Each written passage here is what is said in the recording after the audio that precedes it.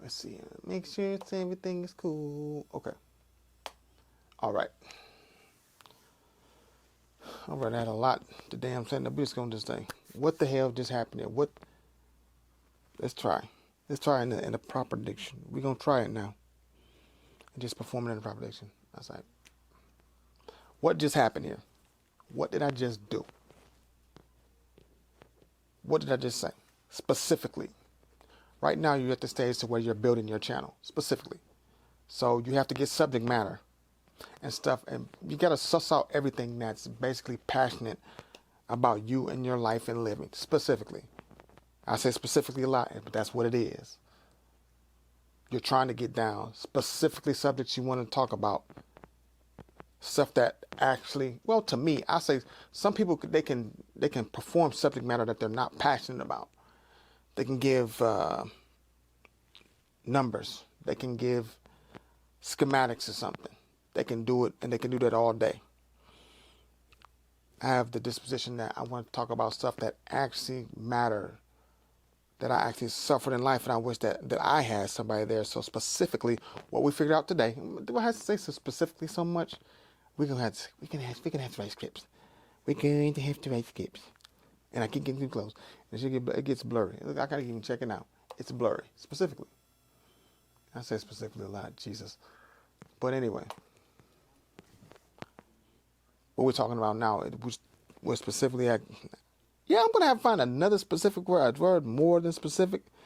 And this is why you make these videos. Just see all these goofy mistakes that I'm making.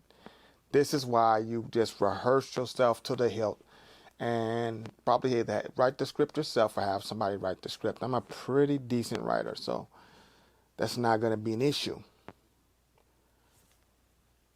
But where we're going with it is you want to work on this. You want diction and pointing and the volume of your voice, the height of your voice. You must convey to them your passion for the subject you're talking about. Y'all know I talk about ministry stuff and talk about young guys out here just suffering and nobody really telling them the information that they need. And probably the number one person that dropped the hammer on them was probably their mother, their own mother, especially if they were black. You have to understand that in America, period, there is basically jihad on black men, period. And it doesn't just stay in the black community. Other groups of men are getting the same exact treatment to where they say to them, you are basically just a wallet for whoever. And that's your purpose to life. And if you don't fulfill that purpose, you are nothing. You are nobody. Despite being white, despite making more money, despite being able to provide a family life and come from a healthy home, whether you are emotionally stable, they'll still say to you, hey, this is your job and that's it. This is where we're at. This is where we're at in the society. That we are essentially sacrificial lambs to the universe, to whoever, to the blue sky, to the blue water, to the polluted water. We are sacrificial to everything. Every single thing we are responsible for and must take care of with our own resources. Period. Whether we were there, whether we wasn't there, whether we were 1,000 miles away, whether we was on another planet, it's the man's responsibility, and we will be out here toiling the resources, spending and dirtying and polluting every single thing. But guess what? You are a man. That's your fault. I took this man's children. That's your fault. It's your fault that you got married to me and put yourself in a situation, or got me pregnant and put yourself in a situation. This is what the world is telling us today, that we are sacrificial lambs to the universe, that we don't matter. We matter, we matter, we have money, but we don't matter if we don't have money, but we're still supposed to pay money, even if we don't have money. And you're responsible no matter what your situation is. Even if you're not the father, it's still your bag. And being able to say all this and not get prosecuted and still say, it's men, we are oppressed by men somehow. We are still oppressed. Men of all races from 5 ways to Sunday are sacrificial lambs to the whole world, the entire universe. We are responsible for the entire universe. But they say we're oppressed. We are oppressed. You are oppressing me. Somehow, when they go out of their way, I done seen every color woman damn near be on some feminazi bullshit. One of the few things on the planet I can say, this was not quite racial. It's not quite a racial thing. It's literally a hierarchy thing. Because the hardworking men, my ancestors, have made the world so orderly and worked so well that allows somebody to spit in the face of society that man built. This is where we're at right now. We have men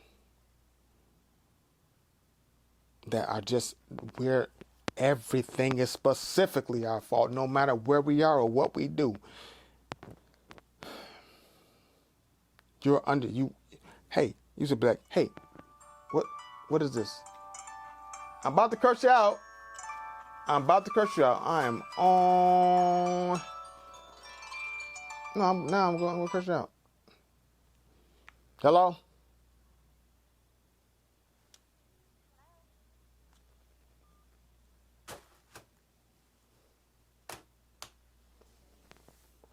Same goofiness.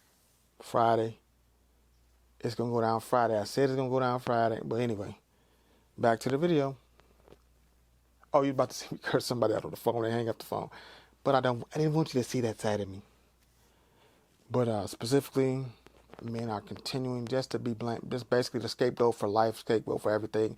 Every time somebody fails or falls on their ass, everybody is trying to find another man to point to and say, it is your fault. The patriarchy, it's your fault. I'm a complete failure, it's your fault. I'm on my period, it's your fault. I done had 3 babies out of wedlock, it's your fault. The man, blame the man, blame the man, blame the man. And I'm like, I'm sick of hearing that shit, to be quite frank. Now, what you know or hear or feel about me, I am quite tired. I'm quite tired of it. Quite frankly, you know if it's your fault. You know if it's you're the problem most of the time. But now we're at a time when you're just basically sitting there minding your business. You be minding. Matter of fact, it's like this. Whatever type of life you choose to live, still your fault. You're a weirdo if you don't have 18 million kids. But you ain't shit if you got 1 million kids. Even if she's denying you access to the children. I mean, look at what they doing. Well, Kanye West, he need to shut his mouth and just kind of be a little bit more careful about what he say, because they want to come for his money regardless. And it's saying like he said, he said I don't know. If it's the right thing and wrong thing and what he doing, I don't know. He's a little high strung. I mean, that's his business. Whatever he has built, that's kind of his business. If there's a lot of high strung people, period, in this world. That's basically his business. The world involves in business, and of course actually this is a racial thing. They involve themselves in him because he's a black man that make money that even they couldn't make. That they produce what they couldn't even produce as a black man due to his talent. That's the biggest deal. That's another thing about my manifesto stuff. Yeah, I will get racial with it too. I don't care if you don't like it, because this week alone shows with Batman that a lot of people had an issue with the race of characters to a damn near perfect movie, but they had a problem with the race of the characters. You think that was the only one? looking kind of inbred, kind of strange. It's always fascinated me that men that have accomplished more than me